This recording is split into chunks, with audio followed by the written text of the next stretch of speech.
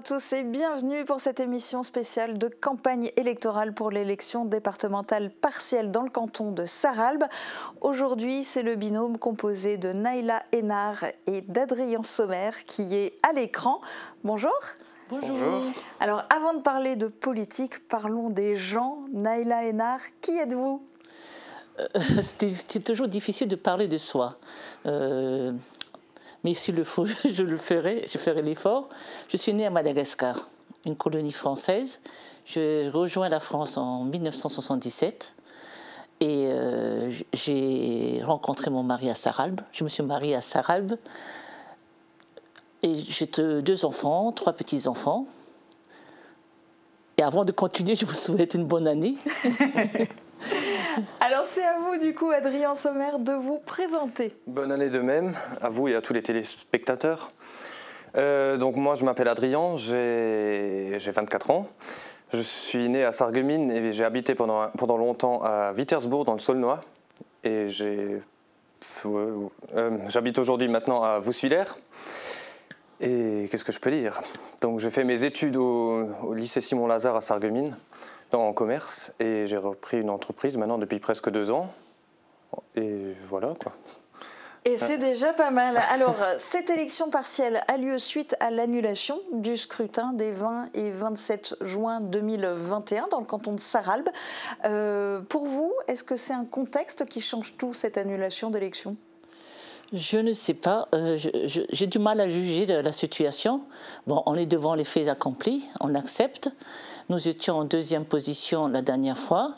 Cette fois-ci, on va essayer de faire mieux, puisqu'il ne faut pas oublier que depuis, Marine Le Pen a fait un bon score dans tout le canton et que la moindre des choses, c'est qu'elle soit représentée dans les instances départementales.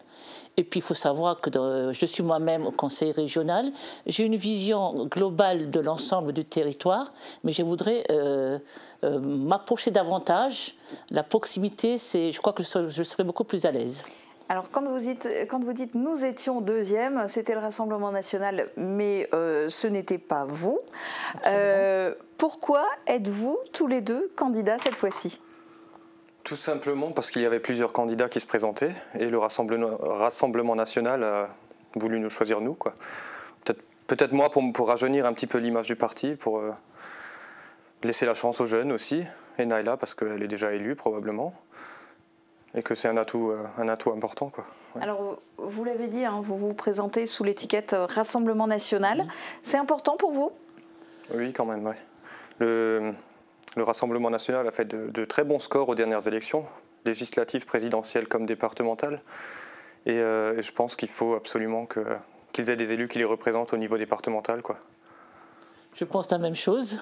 Et je pars du principe que c'est une démocratie, donc une grande majorité de peuple ne soit pas représenté au départemental serait antidémocratique quelque part, indirectement. Parce que qu'on le veuille ou qu'on ne le veuille pas, ce ne sont pas des méchants, comme on veut le faire croire. C'est des hommes et des femmes comme vous et moi. Et ils ont des idées qui sont très bonnes. Ils ont vu en premier, dès le départ, qu'on aurait des problèmes de pouvoir d'achat. Ils ne se sont pas trompés. Donc, je veux bien les représenter à ce niveau-là. Alors, les élections départementales, eh bien, c'est une élection en binôme. Comment vous êtes-vous choisis l'un l'autre ? Est-ce que vous vous êtes choisis ou est-ce que c'est le parti qui a choisi ? On se connaissait. On se connaissait déjà, oui.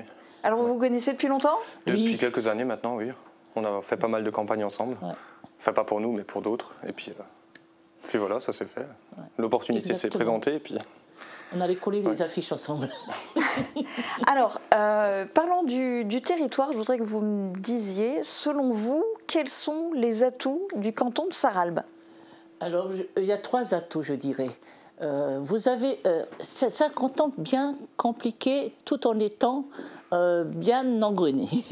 Avec le découpage, on voit un pôle qui va vers le pôle économique vers Sarralbe, vers Sarreguemines, Vouswiller, et l'autre vers le Saulnois qui prend sa source, où l'Albe prend sa source. Donc on est bien entendu, et on a dans le même canton, si on réfléchit bien, il y a une erreur dans le journal, j'ai bien vu, c'est qu'il y a une partie qui est dans la communauté d'agglo de Saint-Avold, mais vote pour le député de Sarrebourg. Et l'autre partie pour le député de Sarreguemines. Donc il y a un mélange suite au découpage, mais ça ne pose pas un problème. Vous avez d'un côté périurbain, si on veut dire, avec Morhange, Sarralbe, je dirais aussi Gros-Tanquin et Morhange qui bénéficient d'une gare, c'est un atout. Et de l'autre côté, il y a un désert 100% rural où on a besoin d'être présent parce que c'est là que nous pourrons faire les actions plus ciblées, parce qu'il ne faut pas oublier que le département, c'est beaucoup de social. Hein, et nous avons nos aînés, nos seniors qui souffrent de pouvoir d'achat, qui ont besoin de soins et tout le reste. Et il y a le pays du lac au milieu. C'est un atout également. Voilà, donc on peut développer les touristes. Oui. Pour le tourisme, oui, c'est un atout majeur. Et du coup, quelles sont les faiblesses de ce territoire ? Quelque part, c'est aussi une faiblesse qu'il soit tellement divisé. Et puis c'est surtout très, très rural, quoi. Donc il n'y a pas grand-chose là-bas. Il n'y a pas énormément de transport. Comme elle disait, il n'y a qu'une gare dans tout le canton. Et elle est complètement à l'extrémité du canton d'ailleurs. Et il n'y a pas énormément d'emplois non plus au milieu du canton. Tout se regroupe sur Vousvillers, Sarralbe et Morhange. Mais tout le reste est un petit peu laissé à l'abandon. Il y a presque plus de banques, il y a presque plus de services publics là-dedans non plus. Donc voilà, quoi. Ça, c'est les plus grosses faiblesses, je trouve. Alors parlons du conseil départemental. À vos yeux, quelles sont ses principales missions ? Sociales. C'est surtout social, oui. Social, essentiellement du social, c'est-à-dire il y a le RSA, il y a l'aide aux personnes âgées, il y a les aides de santé, les infirmiers, l'aide à domicile. Essentiellement, c'est le budget. Et puis au niveau de l'éducation aussi. Ça, je pense, et bien sûr les routes. Mais je pense que c'est les trois leviers les plus importants, quoi. Ouais. Le plus grand budget est absorbé par le social. Hein. Ouais. Et on en aura de plus en plus besoin vu la situation actuelle. D'ailleurs, ils ont voté 8 millions d'euros supplémentaires il n'y a pas longtemps pour faire face à l'inflation et tout ça. Alors, pour vous, personnellement, quels sont les projets ou les causes pour lesquelles vous avez le plus envie de vous mobiliser ? Au niveau du département, pour l'instant, ou au niveau du canton de Sarralbe ? Moi, ce qui me tient le plus à cœur, c'est vraiment le pouvoir d'achat des gens, quoi. Après, quels projets sont réellement en cours, tout ça, on n'a pas encore accès pour le moment. Mais concrètement, qu'est-ce que vous auriez envie de faire ou de lancer comme piste ? Vas-y, si tu as quelque chose, tout de suite là. Non, moi je pense qu'il faut d'abord maintenir ce qui existe. Parce qu'il ne faut pas dire qu'il y a des faits. Non, il y a les communautés de communes qui travaillent, il y a les communautés d'agglo qui travaillent. Maintenir déjà, parce qu'avec le pouvoir d'achat qui baisse, on risque de ne pas avoir assez d'argent pour continuer à œuvrer. Donc déjà le maintien de ce qui existe, mais pourquoi pas envisager, puisqu'il manque 300 lits d'EHPAD, voir avec les maires et en faire un de plus. Pourquoi pas ? Donc construire un EHPAD. Ah oui, un de plus. Alors vous avez beaucoup de temps par rapport aux autres binômes. Du coup, vous avez le temps de détailler. Comment vous verriez les choses si vous étiez élu ? Qu'est-ce que vous feriez en premier ? Qu'est-ce que je ferais en premier ? D'abord, je prends des contacts avec les maires, tous les maires du canton. Et au niveau du conseil départemental, je ne pense pas que j'aurai un problème dans la mesure où je les connais tous. Il ne faut pas oublier que j'ai présidé le RPR et beaucoup de mes adhérents sont aujourd'hui vice-présidents ou autres. Donc, point de vue relationnel, travail, je n'ai pas de problème.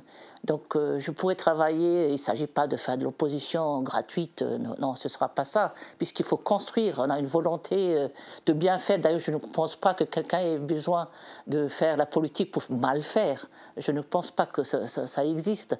Mais dans l'immédiat, d'abord, c'est le contact. Contact, savoir exactement... les problèmes, on les connaît. Il ne faut pas croire qu'on ne les connaît pas. On les connaît, mais c'est pouvoir discuter avec eux pour trouver avec eux la solution.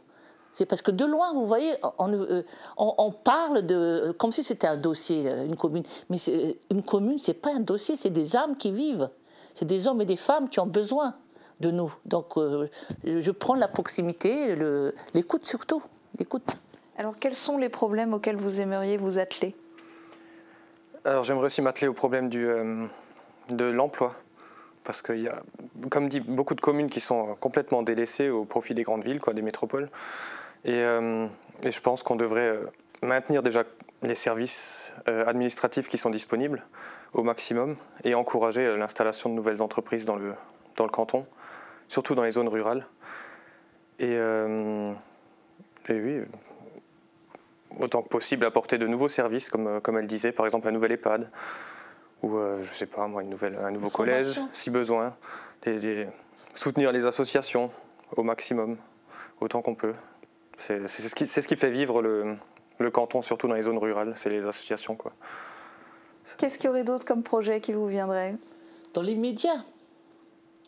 Je ne vois pas dans les médias. Bon, il y a la ligne Maginot-Aquatique, il faudra le mettre en valeur, c'est certain. Mais accompagner les maires, déjà des communes qui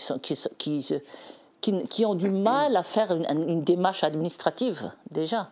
Parce qu'il y a c'est tellement compliqué, je le vois ça déjà à la région. Et puis faire l'inverse de ce que fait la région, parce que la région, c'est centraliser tout, méga métropole, et là, il faudrait faire l'inverse, ramener le maximum. Pour éviter, au niveau de mobilité, de faire de ponctionner le taux de carbone autorisé, parce qu'on a encore cette limite qui est très nouvelle. Donc, au lieu d'éloigner le travail vers les grandes métropoles, essayer de le ramener vers les campagnes pour qu'il y ait moins de déplacements, puisqu'on n'a pas assez de gares, on n'a pas les moyens de transport, à part quelques bus qui vous ramènent pas forcément à l'heure au boulot, puisqu'il y en a qui ne travaillent pas 3 postes. Hein. Donc voilà, et avec le prix de carburant, le pouvoir d'achat diminue automatiquement. Alors il vous reste 1 minute chacun pour essayer de convaincre les téléspectateurs. Pourquoi devraient-ils voter pour vous? Qui commence? Honneur aux femmes. Et pourquoi pas? Et pourquoi pas tenter une alternance? Non, mais c'est vrai, il faut réfléchir. Vous savez, le comité, pas comité départemental, le conseil départemental, ils ne sont pas représentés, les 40% de la population. Puisqu'ils ont voté Rassemblement national, ils ont des bonnes idées, mais il n'y a pas. C'est la première fois qu'il y en aura en Moselle des élus du Rassemblement national, déjà. C'est déjà une raison suffisante. Et ensuite, deuxièmement, nous avons le même envie d'aider, de mieux faire. Et puis voilà, et puis c'est pour eux aussi. Hein. C'est pas que pour nous, c'est aussi pour eux, avant tout, car voter, c'est la première des libertés. Donc je les appelle à faire la même chose, à faire ce geste démocratique. Et vous, Adrien Sommer, qu'est-ce que vous avez envie de leur dire aux téléspectateurs pour qu'ils votent pour vous? J'ai juste envie de leur dire que le Rassemblement national, c'est quand même la première force d'opposition du pays et qu'on est arrivé en tête dans 47 des 48 communes aux dernières élections présidentielles. On est arrivé second aux dernières élections départementales sur le canton. Et donc je trouve ça anormal qu'on n'ait pas représenté du tout au niveau local, au niveau départemental. Et donc je vous encourage tous à aller voter pour nous et puis à changer ça et puis à laisser la chance à la jeunesse et puis à ma binôme. Eh bien, on verra ça dans quelques jours. Le premier tour de cette élection départementale partielle, c'est dimanche 15 janvier. Et le second tour, ce sera le 22 janvier. C'est la fin de cette émission. Très bonne journée à tous.